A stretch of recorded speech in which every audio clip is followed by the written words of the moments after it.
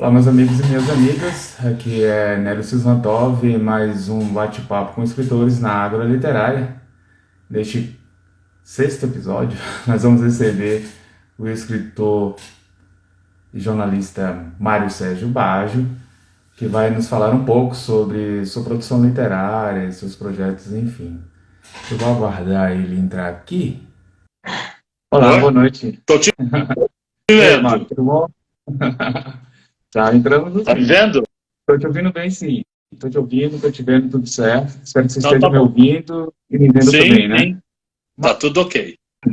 ó, eu gostaria de te agradecer mais uma vez por aceitar bater esse papo aqui comigo pelo Instagram. Sei que você não usa muito essa rede, né? A gente tem um certo pé atrás com ela, enfim, mas muito obrigado mesmo, assim. Obrigado também pelo envio do seu livro, assim, eu devorei ele, assim, foi uma delícia a leitura. Eu gostaria de iniciar fazendo esse agradecimento mais uma vez a você. Tá bom.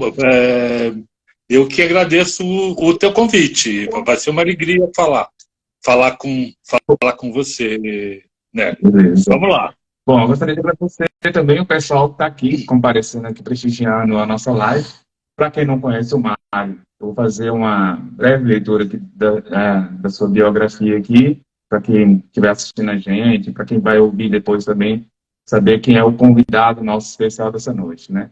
O Mário Baggio, então, é jornalista e escritor, mantém um blog, homemdepalavra.com.br, onde ele divulga diariamente a sua produção literária, né? Tem textos publicados em várias revistas eletrônicas e participou de antologia, da antologia Ruínas, da editora Patuá, e da coletânea de poemas Frágua de Preces, editado em espanhol. Tem uma produção, então, solo de 5 livros de contos. O primeiro dele, lançado em 2016, A Extraordinária Vida Real, pela Autografia. Em 2017, lançou A Mãe e o Filho da Mãe e Outros Contos, também pela a editora Autografia. Em 2019, lançou seu terceiro livro de contos, Espantos para Uso Diário, pela editora Coralina. Verás que tudo é mentira, então, é esse livro aqui que nós vamos discutir um pouco hoje à noite. Nós vamos falar sobre todas as obras, nós vamos falar sobre, especialmente sobre esse que eu fiz a leitura.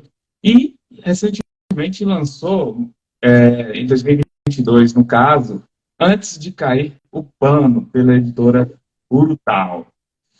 Se a gente fizer uma conta através das suas produções de 2016 até aqui, são aí, no mínimo 7 a 8 anos de trajetória, né, como cotista, né, como um autor que publicou exclusivamente livros de contos, né? A gente sabe que é uma trajetória muito maior do que isso, porque afinal de contas você vem escrevendo e essa cronologia não bate, né? Mas eu gostaria de iniciar fazendo justamente essa pergunta para você, né? De onde vem o gosto por esse gênero? Tá. Nélio, só para complementar, tem uma outra antologia que eu participei, que é da UB, a União Brasileira de Escritores. Eu tive um conto do Antes de Cair o Pano, selecionado para essa antologia. Saiu o ano passado, Maravilha. tá bom? Beleza, tranquilo. Ah, sobre a minha opção pelo gênero conto, ah, eu, eu comecei a minha vida de leitor na adolescência, né? Eu comecei a ler muito romance. Eu li, o primeiro foi o Éramos Seis, da Maria José Dupré, né? E quando eu estava no colegial, eu peguei um livro na biblioteca, uma coletânea de contos do Aníbal Machado, chamada Morte da Porta Estandarte. Aníbal Machado é um grande contista mineiro e eu descobri que era possível contar uma história, a mesma história que é contada num romance de 200 páginas, contar em 20 páginas. Né? Uhum. Aquilo me seduziu. Eu disse, pô, é possível, então, trabalhar com a concisão, com a síntese. E isso eu tinha 15 anos, né? Uhum. E só quando eu estava na faculdade é que me foi apresentado, isso uns 8 anos depois, o Dalton Trevisan. E aí eu fiquei louco, né? Porque o Dalton Trevisan, ele conta uma história inteira em uma página, às vezes em 3 parágrafos, né? Ele consegue. Então eu me encantei pelo gênero, né? Continuo com meu gosto de leitura pelo romance, mas para praticar a minha escrita eu prefiro o conto. Eu tenho uma necessidade de, quando eu começo a escrever, de logo botar um ponto final. Eu tenho a impressão que se eu começar a me alongar na narrativa, eu vou perder a essência do que eu quero narrar, entendeu? Eu vou diversificar demais, eu vou contar muita história paralela, então eu prefiro ficar na concisão mesmo, na síntese, na essência da narrativa. E eu descobri que eu entrei muito tarde em rede social, né? Entrei em 2012, eu acho, quando o povo já estava quase saindo do Facebook, foi que eu entrei. E eu vi ali um terreno fértil para publicar as coisas pequenas que eu escrevia, né? E aí eu fui publicando e as pessoas iam gostando, comentando, compartilhando, até que surgiu a oportunidade de publicar o primeiro livro, isso em 2016. Então, o conto é uma coisa que me acompanha desde que eu comecei a escrever, né? Eu não penso, nesse momento, em escrever um romance. Eu acho que eu não teria fôlego para escrever uma história de 200 páginas, 150 páginas. Eu acho que eu não teria assunto, né? Eu tenho algumas ideias, mas aí, quando eu desenvolvo essas ideias, elas geralmente desembocam num conto. E num conto de 1,5 página, ou 2, ou 3, ou 4, mas não mais do que isso. Então, eu tenho um apreço pelo gênero. E depois do Dalton Trevisan, eu conheci também o Rubem Fonseca, que é outro escritor de síntese, né?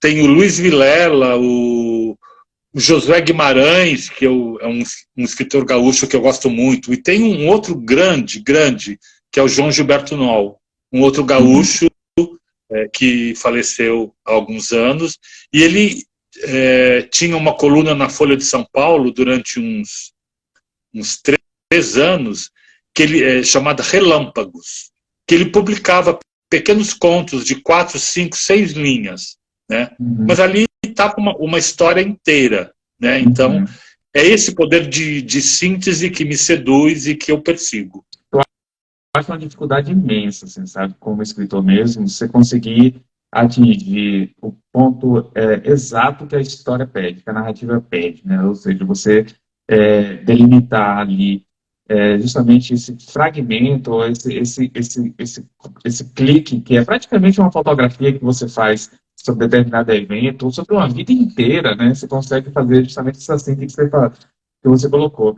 E ao contrário do que muito pensa, que porque é curto, é fácil. Não é muito difícil, exige, né, um exercício, uma prática diária da escrita. Uma prática diária e um poder de síntese, né? Que é uma coisa difícil de se alcançar. O Hemingway tem um conto que ele tem uma linha, que é aquele famoso vende-se sapatinhos de bebê nunca usados.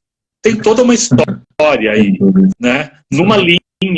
E ele conseguiu. O Monterroso também fez uma linha do conto do dinossauro, que é muito famoso, que é considerado o menor conto do mundo, que é quando despertou, o dinossauro ainda estava lá. É esse o conto. Né? Então você tem uma série de leituras que você pode fazer em cima de uma única linha. Uma outra coisa que me norteia também, Nélio, eu gosto de deixar para o leitor, eu gosto de deixar lacunas para o leitor preencher, né? Não encher o texto de detalhes, de descrições, que isso eu não faço e eu não gosto, né? De descrição de cenário, a menos que seja muito necessário para a história. Fora isso, eu acho que o que eu faço é um recorte da realidade, né? Então eu pego um acontecimento que ele pode ser até grande, mais extenso, e eu pego como se eu tirasse uma fotografia de um momento dele, né? Então, quando eu vou contar uma história, por exemplo, de um jantar em família, eu não perco tempo para descrever a priori quem são os membros daquela família. Eu já pego a foto deles sentados na mesa comendo. É isso que me atrai. Eu posso até depois me alongar em alguma explicação, algum detalhe um pouco mais elaborado, se isso for contribuir para o desenvolvimento da história. Caso contrário, eu não faço. Né? Mas veja, não é uma verdade absoluta também isso, porque tem gente que faz a descrição de uma forma brilhante, né? A gente não pode, não é? A gente não pode, por exemplo, nesse livro do Aníbal Machado que eu li aos 15 anos, tem um conto lá que é uma obra-prima, né? Que se chama Viagem aos Seios de Duília, né? Que é uma beleza de conto. Ele não é muito curto, mas não é também muito longo. Mas existe assim uma descrição, existe bastante detalhe, mas o Aníbal Machado ele vai muito frequentemente no cerne da coisa. Ele é a história de um homem que se aposentou, ele não sabe o que fazer da vida, ele já não tem mais trabalho, ele pode ficar o dia inteiro sem fazer nada. E o que ocorre para ele? Ele se lembra de uma namorada da adolescência, que se chama Duília. Né? Ele se lembra que ela, um dia, numa procissão, ele estava olhando as pessoas passando, ela estava paquerando com ele e tal, e pegou e mostrou um seio para ele. Né? E essa lembrança veio muito forte agora que ele era um sessentão, aposentado. E o que ele faz? Ele bota o pé na estrada e vai atrás da Duília, tendo na mente dele a Duília de 50 anos atrás, 45 anos atrás. E ele encontra a dona Dudu, que é uma professora de cabelo pintado de loiro, de dente cariado e gorda e toda enrugada, ou seja, o tempo passou, né? E ele não tinha se dado conta. É tão bonito isso, é de uma beleza que é comovente, né? No final das contas, são questões de estilos, né? Assim, são questões de estilos, de escritor para escritor. E agora, no começo, você falou que a gente ia falar do Verás que Tudo é Mentira. Né? Aqui, por exemplo, nesse livro, que foi o meu quarto, você sabe que eu comecei a exercitar um pouco mais a narrativa longa, né? Tentando ver como que eu me sairia. Tem aquele conto, a felicidade nem sempre é divertida, que é aquela senhora que confunde transeunte com o filho dela e leva para casa e tal. Eu acho que é um conto muito bacana, né? Que é longo, que é longo, para o meu padrão é longo. E nesse, antes de cair o pano, eu tenho também outros contos assim bastante longos, de 5, 6 páginas. Então você vê que não é uma verdade absoluta também, né? É uma prática, eu acho. É uma prática. É aquele que a história pede, né? Como você falou antes. Bom, eu gostaria de pedir para você, então, ler, se for possível, algum conto dos seus primeiros livros, né? Se for possível, antes da gente falar sobre Verás que Tudo é Mentira. Se tiver, acessível para você. Se não tiver, a gente pega um desse que a gente vai falar nele.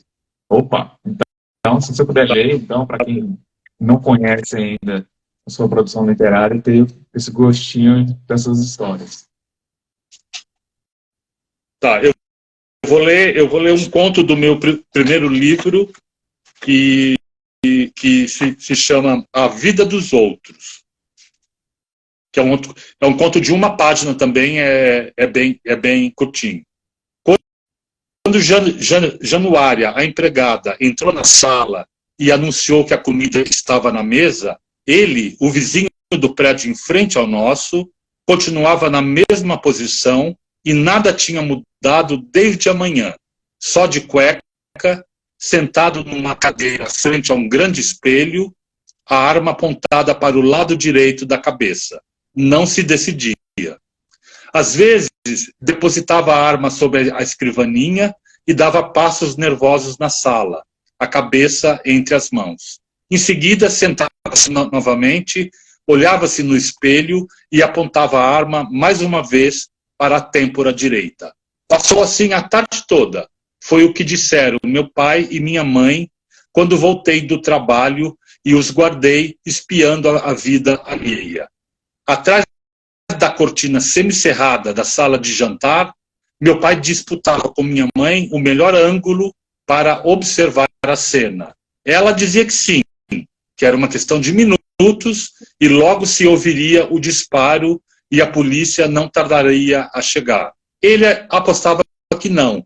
Aquele homem não teria coragem para ir até o fim. Depois de muitas horas de espera e vendo que o vizinho não dava sinais de que iria resolver a questão de uma vez por todas, fecharam a cortina e foram jantar. Venha, Aparício, enquanto a comida está quente. Comida fria é um horror, disse minha mãe. Eu já tinha jantado e, a falta de algo mais interessante para fazer, liguei a televisão para ver a telenovela. Então tem um sujeito que vai se matar na frente do prédio onde eu morava, na frente da janela do meu apartamento, e meu pai e minha mãe estão lá discutindo se ele vai ou não. Né? Quer dizer, o motivo do possível suicídio a gente não sabe nem interessa, mas interessa a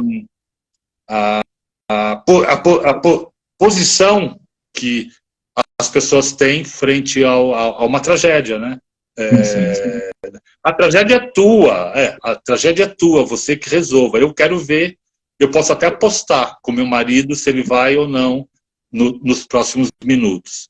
São isso. Várias camadas, né? Assim, dá para perceber assim, na sua leitura assim, várias camadas desse conto, né? Que existe essa questão que você fala aí, mas a gente pode pensar também numa espécie de espetacularização da tragédia da vida, que se olhar pela janela também, hoje em dia a gente vê o olhar por outras janelas, né? Que são as telas, né?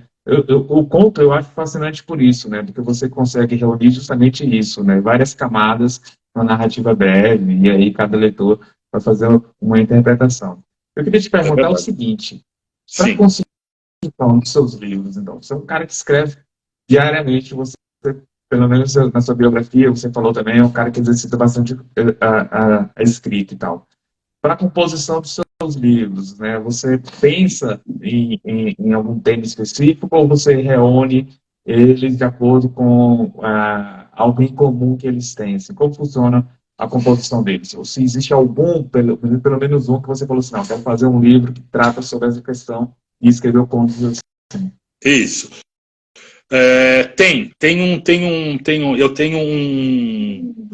tem funcionado para mim em todas as vezes. Eu preciso de um tema, né? Eu preciso saber o que eu quero comunicar, né? Então, a partir do tema, eu vou compondo as narrativas, né? Agora, as narrativas, elas não precisam necessariamente refletir o tema. Elas podem tangenciar o tema, né? Então, no primeiro livro, a minha ideia central é falar sobre os acontecimentos comezinhos da vida, né? Coisas que eu ouvi em fila de banco, no elevador, ou no restaurante, ou na rua e tal. Então eu compus as narrativas em torno desse tema. O segundo livro, que foi A Mãe e o Filho da Mãe, a minha ideia foi falar de relações afetivas, relações de afeto, principalmente as familiares, né? O terceiro livro, que foi o Espantos para Uso Diário, a minha ideia, o tema que eu escolhi foi falar sobre, em 2019, né, o Bolsonaro já tinha sido eleito, e a gente começou eu notei que a gente, como sociedade, como povo, começou a normalizar muitos horrores, né? Então eu quis falar disso, que a gente tinha que manter a nossa capacidade de se espantar e não achar tudo muito normal. Eu parti de uma entrevista que eu li do Ferreira Goulart, que ele disse que a poesia dele nascia do espanto, que ele acordava de manhã e ele abria a porta da casa dele para ver o mundo e se espantar com ele, né? Então, isso foi uma inspiração. O Verás que Tudo é Mentira, que saiu em 2020, ele foi todo calcado em fake news, né? A ideia que eu tinha é falar, gente, como que alguém acredita em mamadeira de piroca, por exemplo, né? O que faz uma pessoa acreditar nesses absurdos que a gente vê em rede social, travestido de verdade, né? E o último livro, que foi o Antes de Cair o Pano, eu falo sobre finitudes, né? Não só sobre a morte, né? Mas aquela a finitude do tempo da delicadeza, a finitude da ingenuidade, a nossa decência, a nossa indignação frente às injustiças. Então, tudo isso a gente vai deixando morrer um pouquinho, né? A gente vai experimentando essas pequenas mortes. Então eu quis falar disso. Então, o meu processo, ele parte de uma ideia, né? Mesmo que eu não escreva narrativas diretamente vinculadas com essa ideia, mas pelo menos elas raspam, elas tangenciam a ideia que eu quis comunicar. Comigo funciona assim. Agora eu tô produzindo um livro novo, tô já no pente fino, que são narrativas sobre o tempo. Agora, não é o tempo do relógio, né, só. É o tempo da memória, o tempo que passa, ou o que não passa, o que a gente faz com o tempo que a gente tem, ou o que deixa de fazer. Está ficando bacana. Vou mandar para a editora, talvez em 15 dias. Pronto. Estamos ansiosos, então, para o lançamento de mais esse livro.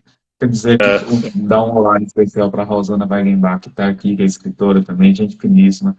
A queridíssima Sandra Godinho também mandou um olá, boa noite aí. A Sandra Escritora tá aí? fenomenal. A Sandra Tá aí é, assistindo a gente. Né? Fantástico. a Sandra é uma grande, grande escritora. Sim. Um beijo, Sandra. É. Você comentou algo sobre a sua escrita, ou sobre de onde você capta algumas histórias, que na leitura dos seus contos me causou justamente essa impressão. Assim, eu falei assim, rapaz, parece que ele está parado, parece que não só a pessoa que escreve, no caso você, escritor, mas a gente, enquanto leitor, parece que a gente está parado em um determinado local e fica ouvindo algumas histórias, porque as histórias são justamente isso, né? Às vezes você está com o ouvido antenado, assim, passa alguém conta uma coisa e você só sabe aquilo, né? Assim, e aí, É. é claro, né? Bom, pelo menos eu fiquei bastante curioso assim, com algumas coisas. Meu Deus, por que ele não continuou? Dá vontade de ir. Bom, se fosse um caso desse, de estar parado no lugar, dá vontade de ir atrás da pessoa só para ver ela continuar o resto da história. Mas eu achei É. fantástico isso, porque, né? Parece esse olhar pela Você não, fechadura também, né? você não está longe da verdade. Eu tenho Hum, uns 20 arquivos de Word que eu vou colecionando frases, cenas, coisas que me vêm à cabeça, uma notícia de jornal, conversas que eu ouço. Aqui no meu prédio, hum, por exemplo, quando eu vou tomar um pouco de sol e tem umas pessoas conversando do meu lado, eu presto muita atenção. E tudo isso uhum, é tema para minha escrita, entendeu? É tema para uma história, enfim, às vezes eu junto uma história que eu ouço com uma notícia de jornal e sai uma terceira coisa, hum, enfim, hum, a ficção ela é muito ampla, né, Nélio? sim, Ela dá uhum, uma liberdade muito grande para a gente criar e contar história. uhum, Eu sim, adoro contar concordo. história, É, adoro. é. É E, esse o meu. assim, Eu muito, acho que eu muito dizer, nasci né? para contar história.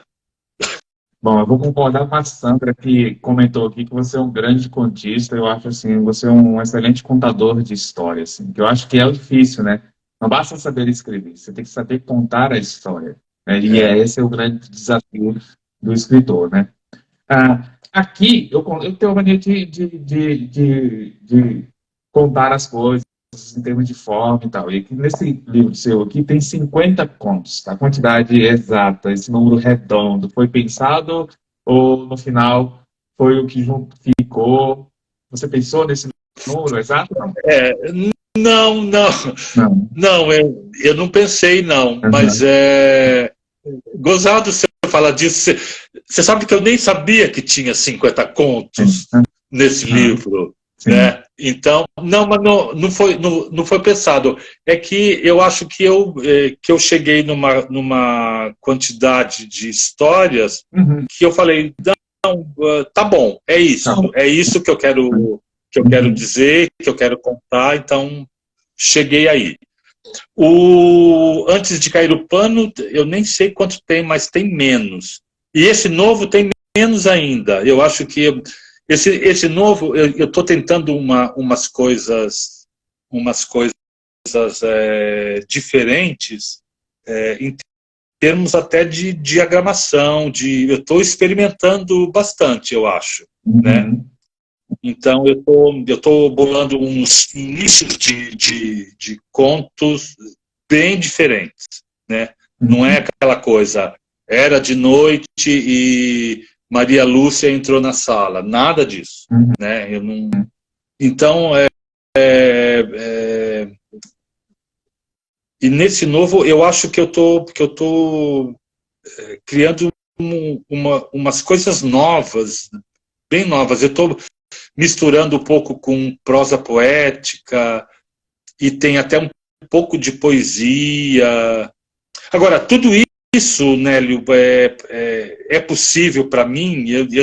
Eu não sou nenhum intelectual, mestre, doutor, nada. Eu sou um jornalista, né, que gosta muito de escrever. Tudo isso, para mim, é um experimento, desde o primeiro livro, sabe? A primeira coisa, a primeira vez que eu vi o meu nome impresso na capa de um livro foi uma emoção danada, danada, né? E eu não sou mais tão jovem, então, mas fique tranquilo que eu guardei todo o meu veneno para poder colocar nas minhas histórias, tá bom? Mesmo sendo um velhinho, né? O Chico Lopes, que é um grande escritor que mora em Poços de Caldas, eu troco muitos comentários, posts com ele no Facebook. Ele é um grande escritor, né? Ele fala, é inacreditável como você é cruel, ele fala para mim, né? Ele fala que eu sou muito cruel, e eu acho que eu tenho uma crueldade com algumas histórias, com alguns personagens. Eu não faço muita concessão, né? De final feliz e tal. Eu acho que não. Mas é prática, viu, Nélio? É prática, e todo dia é aquele exercício, e a gente vai. Então, só para complementar, eu tenho esses arquivos que eu estou sempre visitando, né? E de lá eu tiro, eu falo, pô, essa história aqui pode render. Então, às vezes é uma frase, um parágrafo que eu falo, não, eu vou trabalhar nisso. E eu fico o dia inteiro trabalhando nesse parágrafo, e aí ele sai um conto, uma história, e eu trabalho assim. Eu sou aposentado agora, né? E então a minha única ocupação é ler e escrever. Eu leio muito, leio bastante, e eu aprendo muito, né? Aprendo com a Sandra Godinho, que está aí, com a Cíntia Krimlet, com a Rosângela Vieira Rocha, né? Que são escritoras que eu conheci no Facebook, que me encantaram, que, sabe, é uma troca. O Chico Lopes, o Menalton Graff, que fez o prefácio do meu último livro, a Maia Falques, lá de Caxias do Sul, que é uma escritora que fez a orelha do meu livro último também. Então, sabe, é muito rico, né, conversar com essas pessoas, ler essas pessoas, né? Então a minha vida é essa, é a literatura. Eu costumo dizer que, assim, sozinho a gente vai a algum lugar, né? Mas junto a gente vai para lugares muito mais distantes, e é muito mais prazeroso. E a vida literária proporciona isso, né? De você ir encontrando pessoas, mesmo que elas tenham produções, tratem de temas diferentes do nosso, ou tenham um estilo diferente, mas a pessoa em si, que a gente acaba acolhendo ali, acaba enriquecendo a gente, não só em termos de produção daquilo que ela produz, mas enquanto pessoa mesmo, né? Eu acho que o escritor tem essa necessidade, né, de conhecer e de se aproximar de pessoas. Inclusive, eu tinha uma pergunta nesse sentido, assim, né? Que você coloca, nos seus livros anteriores você dava muito mais atenção aos temas, enfim. E nesse, né, também tem uma diversidade de temas, é claro, né, você aborda de inúmeras formas, mas parece que o seu foco aqui é justamente as pessoas, ou as personagens, né, a construção dessas personagens, né? E você aponta isso como uma necessidade. Eu queria saber, entender um pouco mais por que dessa necessidade de focar tanto na construção dos personagens. No primeiro e no segundo livro, eu acho que e no terceiro também, eu dei mais destaque para o enredo, né? A história que eu queria contar. Eu acho que a partir do Verás que Tudo é Mentira, e também no Antes de Cair o Pano, eu dei uma importância maior para o Eduardo, A Felicidade Nem Sempre é Divertida, para o Júlio, para Heleninha, que é um conto que tem no Verás que Tudo é Mentira, que ela é vítima de bullying, enfim. Para Tatiana, que se automutila. Eu acho que eu não sei se teve uma razão muito específica. Eu acho que eu quis mudar o meu olhar. Né? Eu quis falar sobre um outro prisma, uma outra perspectiva. Né? Então, eu falo de bullying no Antes de Cair o Pano, tem um conto sobre bullying também, né? Que foca também na personagem.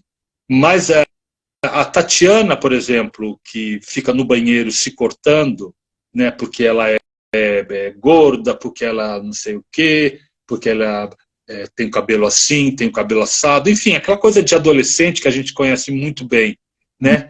Me interessou muito mais falar dela do que a situação que faz com que ela seja vítima do bullying. Eu quero saber por que essa menina reage dessa forma, né? Então, e eu gostei muito desse ponto de vista, né? Então, comecei assim timidamente com Verás que Tudo é Mentira, me aprofundei um pouquinho mais no Antes de Cair o Pano, e eu estou fazendo assim uns experimentos nesse sentido de ponto de vista do personagem nesse novo livro que eu tô concluindo. E sabe como eu faço isso? Eu estou usando muito segunda pessoa, né? Eu tô tirando, por exemplo, estou usando menos a primeira pessoa e menos a terceira, que é o narrador onisciente, e estou usando a segunda pessoa. Então, você está perturbada. Você está lendo e isso está te modificando, você está ficando nervosa. É assim que eu tô construindo. Não em todos, evidentemente, porque senão fica um pouco cansativo. Agora, sobre a diversidade de temas, você tocou num ponto que eu gosto muito de falar. Sabe que eu considero um livro de contos como um CD de música, né? Então, quando você, naquela época, né, quando você comprava um CD, você ia na loja, comprava o CD de um cantor que você admira, e aí você bota ele para rodar. Então, aí vem um samba, aí depois vem um bolero, depois vem uma balada de voz e violão, depois vem uma canção com orquestra, aí vem um rock, aí vem uma canção a capela, né? Isso traz uma riqueza, né? Sim. Eu acho que um conto monotemático não é tão interessante. Quando eu pensei no Antes de Cair o Pano, sobre a morte, eu comecei a escrever sobre a morte só, a finitude maior, que nem dizia o Manuel Bandeira, a indesejada das gentes, né? Ele chamava a morte assim. Mas depois do quarto, quinto conto, eu falei, não tá legal isso, né? Não tá ficando, não tá despertando interesse, não tá ficando atraente, não tá ficando... Aí eu cortei alguns contos e comecei a escrever sobre outras finitudes, né? Então, sabe, eu acho que aí ele fica mais vibrante quando você diversifica. Quando você faz um samba, depois você faz um bolero, você faz uma balada e tal. E assim que... agora, isso também não é uma verdade absoluta. Só para te citar um exemplo, teve um livro chamado Parafilias, do Alexandre Rodrigues Marques, que ganhou o prêmio acho que São Paulo ou o Sesc de literatura. Ele ganhou o Sesc, publicou, e aí ganhou o São Paulo, parece. Eu tenho aqui, Não eu sei acho bem, fantástico. em 2012. É um livro monotemático, porque ele fala de desvios sexuais, não é? Mas ele conseguiu uma diversidade muito, muito legal. Embora seja um tema, mas ele falou da mulher que falava Nietzsche, a mulher que se excitava falando Nietzsche, não é? E depois a outra que o cara observava uma mãe amamentando o filho, aquilo era excitante para ele, né? E sabe? Então esse tipo de coisa também é bacana. Sim. Vamos ver se algum dia eu consiga fazer uma coisa monotemática, porém diversa. Eu vou pedir para você ler um conto agora de sua escolha, de qualquer obra, né, sua, para a gente poder apreciar mais um pouco da sua produção. Tá. Eu separei um aqui, depois vou pedir para você ler desse aqui, que eu também gostei bastante, é bem curtinho, assim, eu achei fantástico. Mas fica à vontade. Tá, eu vou ler um conto do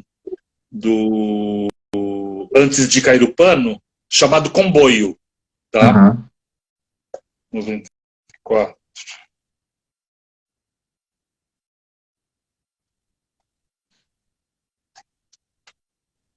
Ele não é muito longo também, né? Comboio. O comboio segue pela rodovia federal em direção ao sul. Na fila há toda a variedade de automóveis, grandes e pequenos, carregados e vazios. Seus ocupantes também variam. Em alguns há famílias inteiras, em outros apenas um motorista. Os veículos avançam em cadência lenta, uniforme e constante.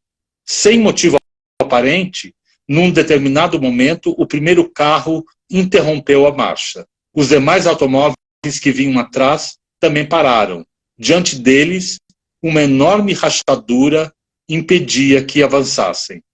O asfalto à frente começou a se mover, a abrir fendas, e aos poucos, uma enorme greta estava formada na frente de todos. Os ocupantes dos veículos observavam, incrédulos, o cenário que acabava de se desenhar. E isso agora? Como passar por esse buraco e seguir viagem? Era a pergunta que um fazia ao outro. Diante de milhares de olhos assombrados, uma gigantesca cabeça emergiu da fenda aberta no chão. Subiu vagarosamente, ficando visível até o pescoço. Se fosse um filme, certamente haveria música tonitruante acompanhando a aterradora visão, mas ali apenas o silêncio emoldurava o inesperado acontecimento. A cabeça girou, olhando ao redor. Alguns motoristas curiosos desceram do carro e se aproximaram do fenômeno. Outros permaneceram dentro dos automóveis, esperando com paciência que a situação se resolvesse e a passagem à frente deles fosse finalmente liberada. As crianças ficaram quietas, os olhos muito abertos. Vem cá, esse cara aí é Deus, será? Um motorista perguntou aos risos ao colega do lado. A cabeça, depois de observar o panorama por alguns instantes, fechou os olhos em sinal de tédio e começou a submergir pouco a pouco. Tal como havia surgido, desapareceu da vista de todos. O asfalto se fechou e voltou a ser o mesmo asfalto de antes, sem nenhum vestígio de que ali havia apenas um minuto, um buraco enorme dera passagem para uma cabeça gigantesca. Os motoristas curiosos que se aproximaram para contemplar a cena voltaram ao seu automóvel. O primeiro carro arrancou, os demais fizeram o mesmo. O comboio seguiu seu caminho em direção ao sul. Fantástico. Né? Esse é um tema que eu gosto muito, que é aquela coisa de o que está acontecendo, meu Deus? Uma cabeça levanta do asfalto e olha e fecha os olhos e fica entediada e ninguém entende nada. Eu acho que aí tem uma interpretação que me fizeram sobre a consciência. Alguém que leu o meu livro falou, você está falando da consciência de cada um aí, né? E é uma leitura que eu não tinha considerado, mas eu acho que tem a ver, né? Então, a consciência e um livro sobre finitude, né? Então eu tô dizendo, pô, já não importa mais nada. Que cabeça, que interesse tem uma cabeça? Será que é Deus? E que importa que seja Deus? Sabe? Uhum. Então é isso.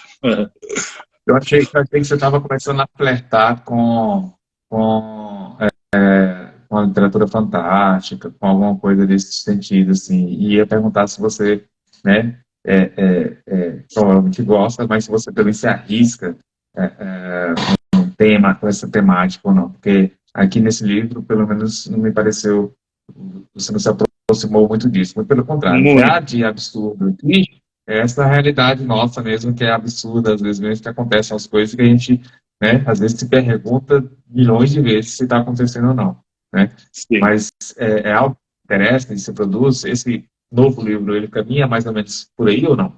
Sim, caminha, e é uma coisa de que eu gosto muito, porque eu sou um, um, um leitor de Cortázar também. Eu gosto muito de Aham. Cortázar.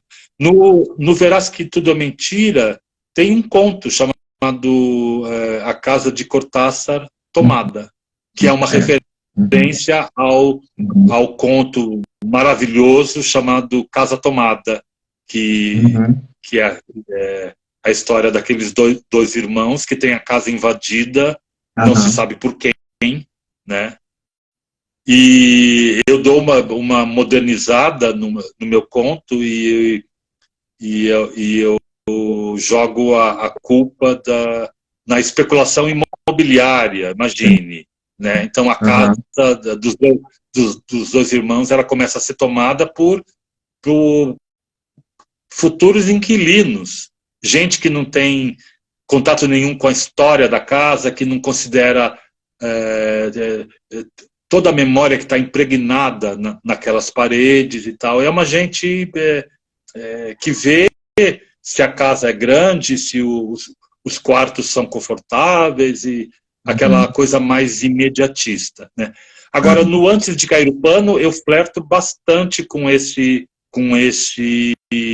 lado do realismo mágico, do nonsense, do absurdo. Por exemplo, tem um conto chamado Os Dedos de Fogo de Angústias, que é uma menina que tudo que ela toca, ela incendeia, né? É um conto sobre a solidão, né? Ela não tem Uhum. amigos, ela não pode estar perto de alguém ou perto de algo que ela bota fogo. Ela coloca fogo em Uhum. tudo, ela destrói o que está ao redor dela. Tem um outro conto chamado Aleijões, que é esse que foi naquela antologia da UB, Uhum. que é sobre um casal de artistas de circo, que o homem tem tetas e a mulher tem barba. E o filho tem uma tromba no nariz, meio que é um menino elefante. Então é o bizarro, Uhum. é o perverso, né?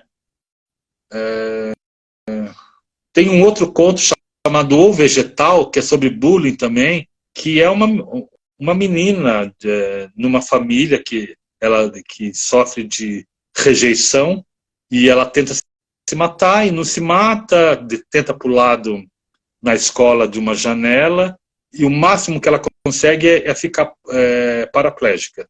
E os pais têm que aguentar, têm que cuidar dessa menina que era antipática, insuportável, mas é filha, tem que cuidar, porque ela já não responde por si mesma. Então tem eu entro nesse lado que é uma coisa que me atrai muito, porque eu acho que é através dessa realidade meio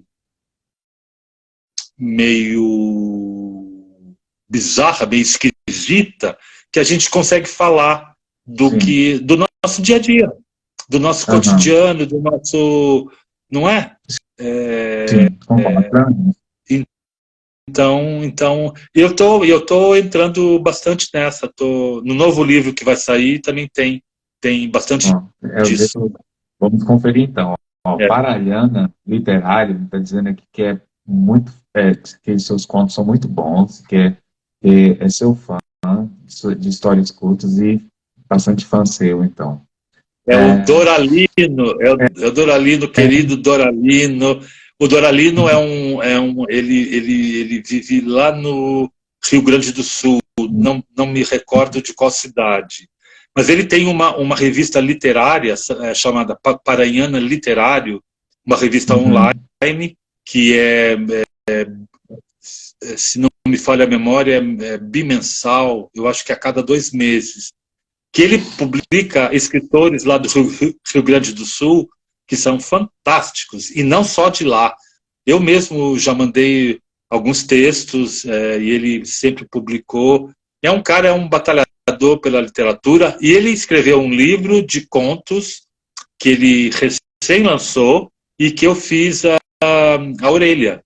Eu fiz Beleza. a orelha, é um livro muito, muito legal. É,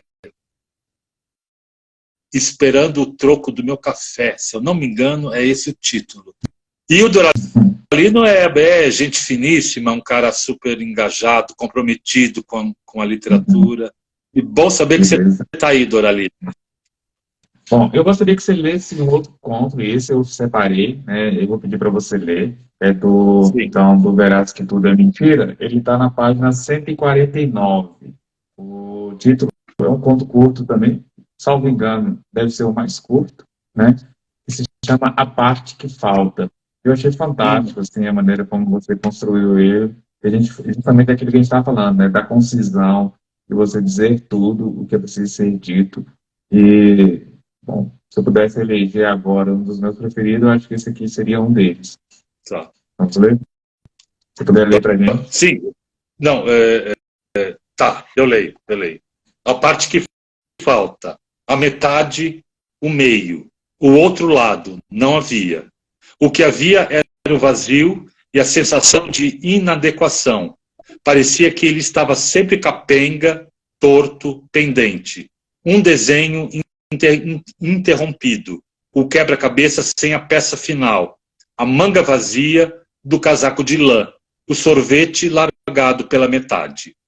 A obsessão, o interesse pelo não terminado, pelas coisas a meio caminho, pelo ainda por fazer, pela falta. Assim ele vivia, com a necessidade de buscar sempre alguém inseparável em casa, no colégio, na universidade, na vida. Depois veio Susana e a maneira intempestiva e desesperada de entrar nela, a compulsão, a pressa, a aflição. Uma compensação para a inexplicável falta que sentia. Falta de quê? Ele não sabia. A condição de filho único, para ele, essa era a resposta. Porto. Mas não era uma resposta que o tranquilizava. Até que um dia, de maneira inesperada, encontrou a foto antiga, desbotada, trazendo o retrato de um tempo que sua memória tinha apagado. No verso, o ano de seu nascimento, 1957. Na imagem esmaecida, 3 cabeças. Sua mãe, com uma expressão angustiada nos olhos, posa com 2 bebês no colo. 2 bebês iguais, exatamente iguais, grudados, unidos por uma parte do corpo que a roupinha escondia. Então compreendeu. Quer dizer, Fantástico. ele era um siamês, a mãe Uhum. mandou cortar, Uhum. tirar o outro que deve ter morrido, né? Sim, E sim. e a falta que ele sentia. Por isso que para ele tudo era metade, nunca terminava, o sorvete que ficava no meio, né? E, enfim, é A isso. Sandra está concordando aí comigo, aí, que esse conto é demais, eu gostei bastante dele, né? E nele, a gente percebe uma coisa, né? Assim, ele é muito bem escrito, assim, né? Eu acho, né? Não por conta da concisão, mas porque a gente percebe que há um trabalho de escrita sua.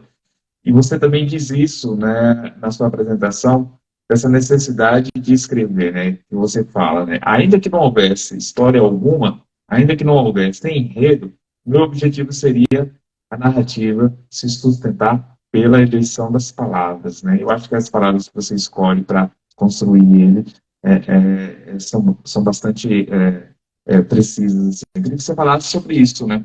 Sobre que é perceptível nesses contos aqui, né?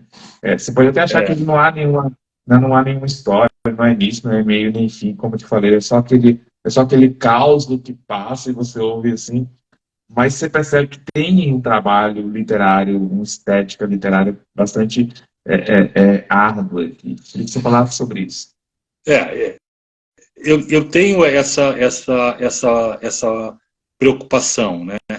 Depois do conto escrito, de assim, uma coisa boba, de ler em voz alta para mim mesmo Uhum, e ver se não tem palavra repetida, se tem ritmo, se não, se está tudo concordando com tudo, os tempos verbais e tal.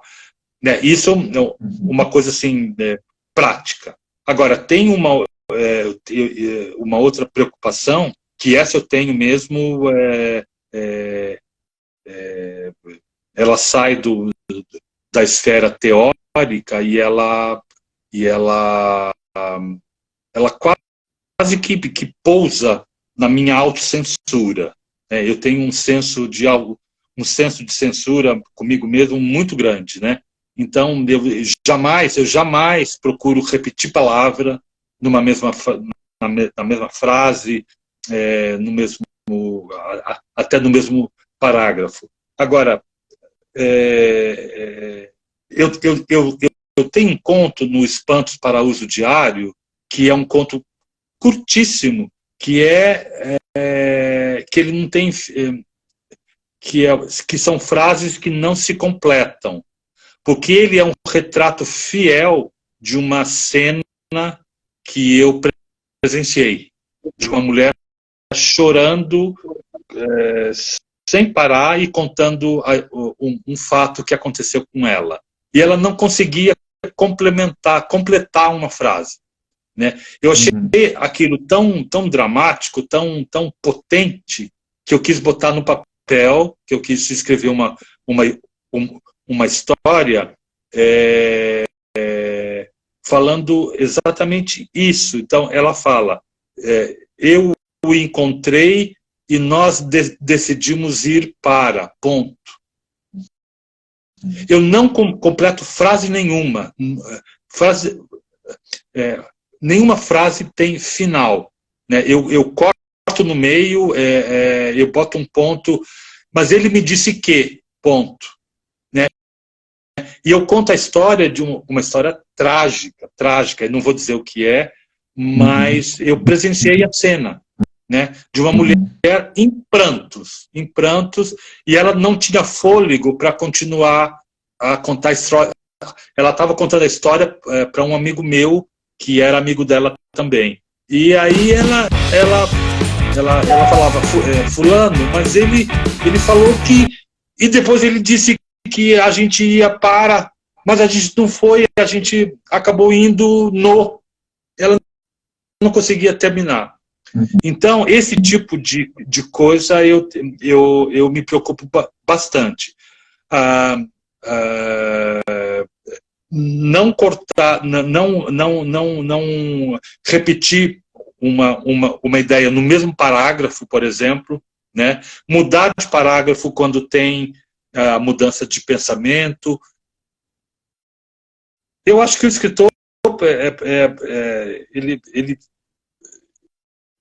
ele tem obrigação de fazer isso, né? Porque ele tem que ser, de alguma forma, compreendido pelo leitor que está lá no outro lado, que está com o livro na mão. Agora, fazer experimento é uma coisa que eu gosto bastante, né? Esse conto que você me fez ler, A Parte que Falta, eu tenho um conto no Antes de Cair o Pano, que chama O Homem Meio Morto. Eu só vou ler o primeiro parágrafo, né? Que é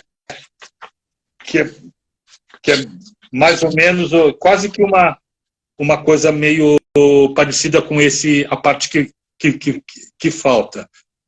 Diz assim: nem bem abri os olhos naquela manhã, percebi o fato.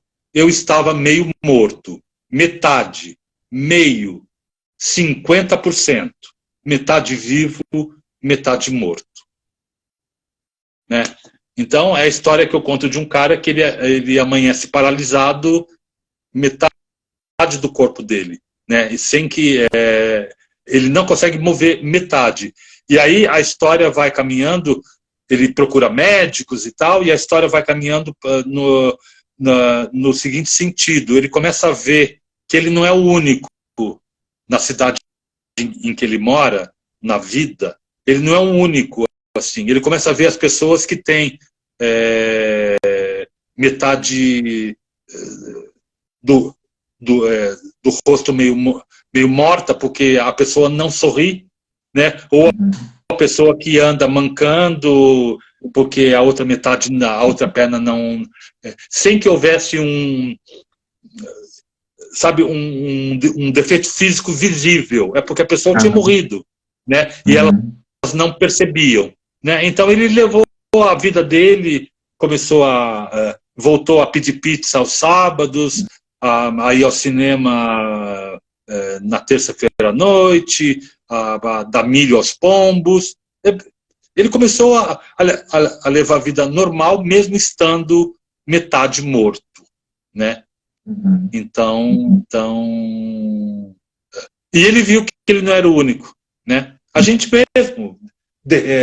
com a nossa indiferença, né, frente a muitas coisas da vida, a finitude da nossa indiferença, a gente meio que morre um pouco, né? A gente morre um pouco a cada vez que a gente vê... Exatamente, a gente vai... Né?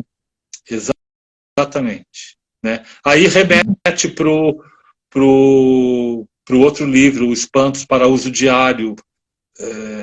A gente tem que continuar se espantando, né? Quando tem alguma coisa injusta, alguma coisa que não tá certa, né? O espanto faz parte da gente, acho. Com certeza. Mário, a gente está se encaminhando aqui para o final, que é 1 hora que o Instagram determina. Já passou? Eu queria, o tempo voou quando a conversa é ótima, assim, foi um prazer imenso bater esse papo com você. Eu acompanho, assim, eu entro pouco no Facebook, que é justamente a rede social que você mais atua, e eu observo lá. Você é uma das pessoas que a gente chama de ativista literário mesmo, porque você compartilha as obras dos nossos colegas, compartilha não só as obras, mas as leituras que outros colegas fazem. Então, assim, é uma pessoa que a gente sabe que a vida do escritor, né, nacional, pelo menos a gente que acompanha isso, do escritor independente, das pequenas editoras, a gente vê que o trabalho que a gente realiza, ele não fica apenas na produção do livro, né, que a gente produz, que a gente escreve, mas ele envolve também essas outras ações, e você é uma dessas pessoas, né, que tem uma atuação bastante forte, bastante frequente. Eu acho isso bastante louvável, assim, né? Eu queria dizer isso a você. Né? Ah, legal. E te agradecer, cara, por me dar esse prazer de estar trocando essa ideia com você, de te conhecer um pouco melhor, de conhecer a sua obra. Muito obrigado mesmo, né? Enfim, só te agradecer. Nélio, o prazer foi meu, foi uma alegria conversar, falar de literatura, falar de histórias, saber que tem gente bacana aí acompanhando, a Sandra, o Doralino, o Frante Longuinho também estava aí há pouco tempo. Uhum. Foi muito bom, muito bom. A gente podia fazer um outro papo agora no Facebook ou no YouTube, Podia. que é uma rede que eu, eu transito melhor ali, viu? Muito O melhor. Instagram É é só, bem é difícil. só marcar que a gente bate esse papo. Eu quero dizer o seguinte, para quem quiser comprar os seus livros, é claro, encontra todos eles nas livrarias, encontra com você nas redes sociais, no seu blog que você mantém. Como é que faz? Para quem E quiser adquirir seus livros. Algum deles já saiu de linha ou não? tá, não, eu acho que não. Estão todos ativos nos catálogos das Uhum, respectivas editoras. Os, uhum, do, o, os dois primeiros estão na Autografia, uhum, os dois seguintes, o Espantos e o Verás, estão na editora Coralina, e uhum, o Antes de Cair o Pano está na editora Urutau. Esse uhum, novo, eu não sei ainda qual editora que vai, que vai publicar, né? Mas uhum, eu aviso. Agora, todo mundo pode me encontrar no Facebook. Eu não tenho exemplares comigo mais, tenho só uma cópia de cada livro que eu guardei para uhum, mim. Mas é só entrar no site das editoras e fazer o pedido lá, que eles entregam. E tem o meu blog também, Homem de uhum, Palavra. Eu uhum, procuro alimentar o blog diariamente, mas nem sempre consigo, né? uhum. E eu vou continuar divulgando livros que eu leio e que eu gosto, dos amigos escritores, vou continuar indo a lançamentos de livros sempre que possível. E esse contato com escritores é de uma riqueza que eu vou levar para a vida. Uhum. Né? Isso é, ouro, isso é joia preciosa. Tá bom. Tá bom? Beleza, obrigadão mesmo, grande abraço, a gente se encontra por aí. Logo mais, essa live vai estar disponível aqui no Instagram, vou tentar disponibilizar também no YouTube, no podcast. Grande abraço, brigadão, até a próxima. Abração, até a próxima, Nélio. Tchau, tchau. Valeu, tchau.